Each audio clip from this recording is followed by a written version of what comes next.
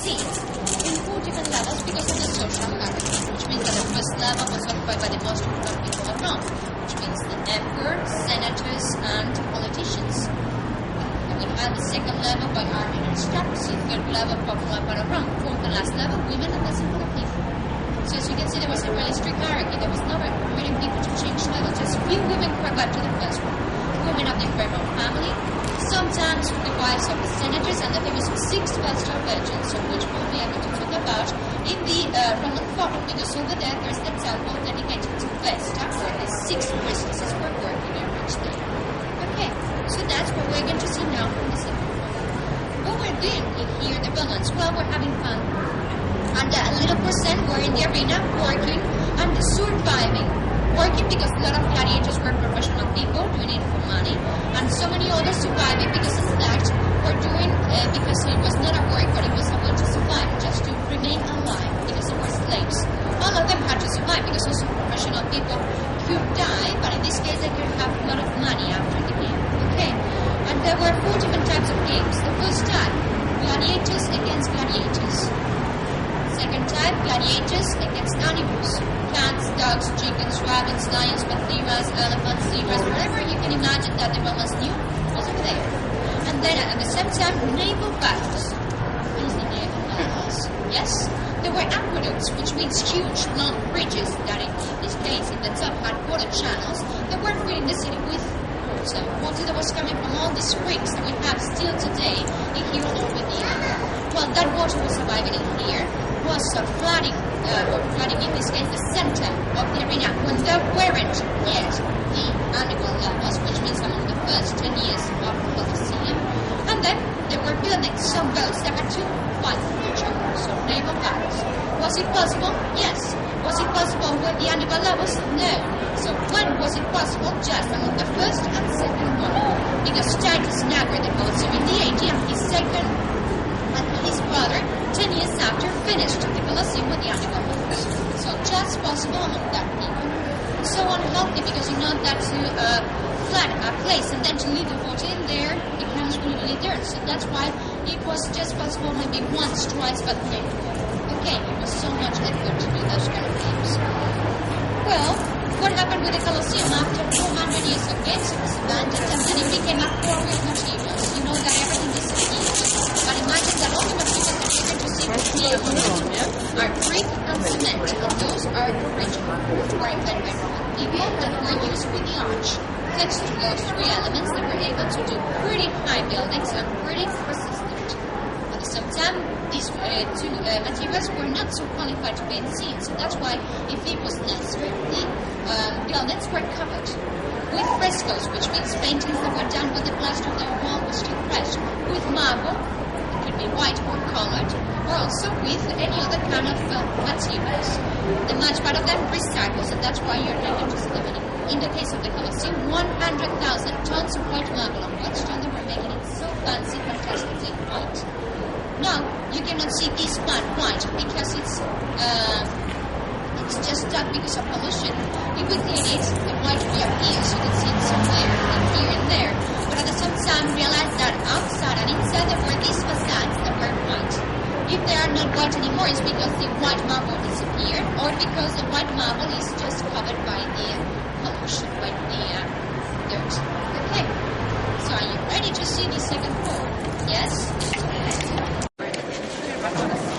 The 3rd and 2nd century BC, because of the famous Emperor Qin Shi Huangdi, that is the one that wanted to have a really gorgeous army with more than 6,000 soldiers that were found in his array. Something really fantastic. And realized that every more than 5,000 statues. If we just back some archers, these jockeys, horses, lions,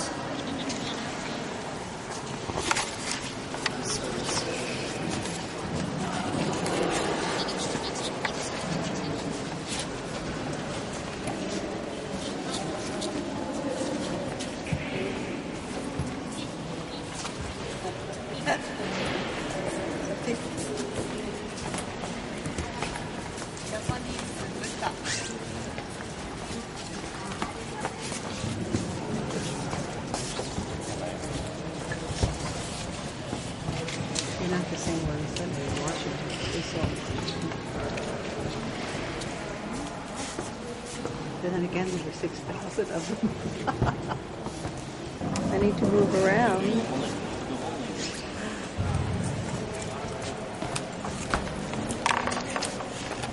That was given public services, sending the army, having all the kind of institutions that the Romans needed.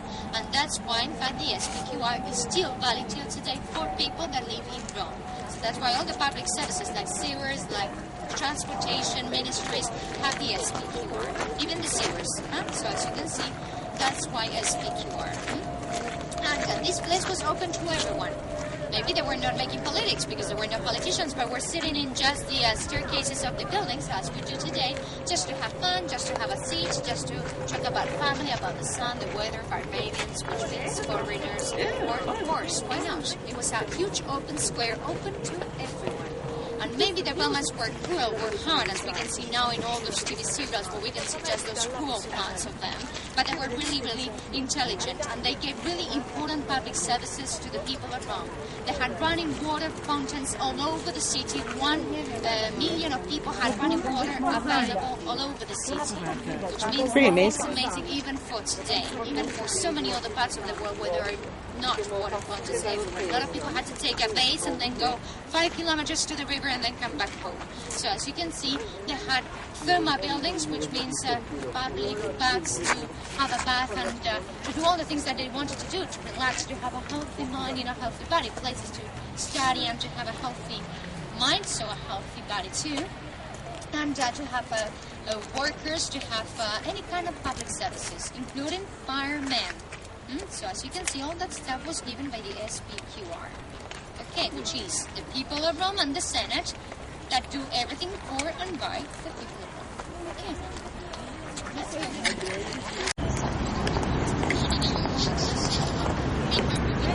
Okay, just watch your step in the background. Just watch your step with the bags in front of you. The hand at the top of it, so that they know that you are okay.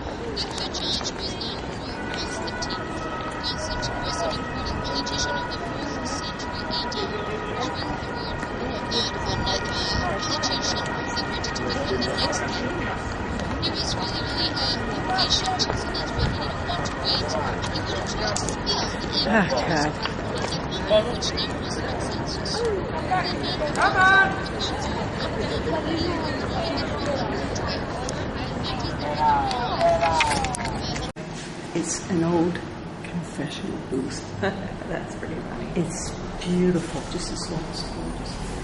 So this is the ground floor. This is where you come in. This is this funny little. That's our rooms are up there. Oh, way up there. So here we go out. This is a little hallway.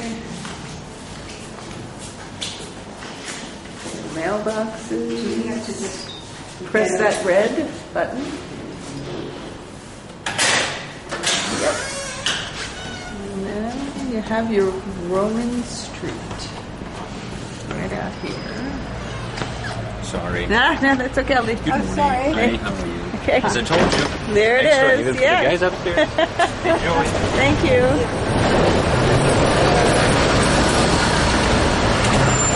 Alessandro.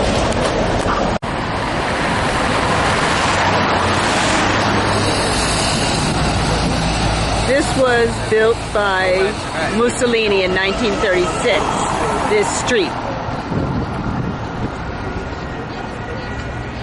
And he separated ancient Rome by building this street that he wanted for a military parade.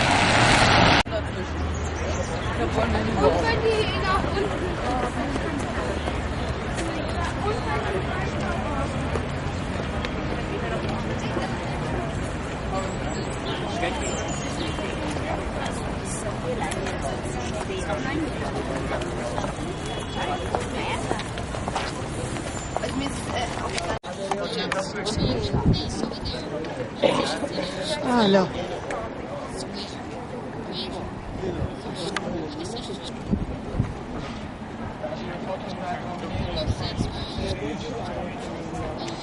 Where did the troops come in, the ceremonial troops? Did she say?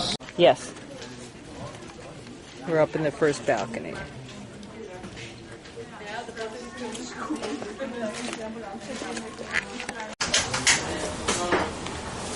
Here we are at Gino's bar with our first meal in Rome. It's Gino's out there. Sidewalky kind of place. This is an office building.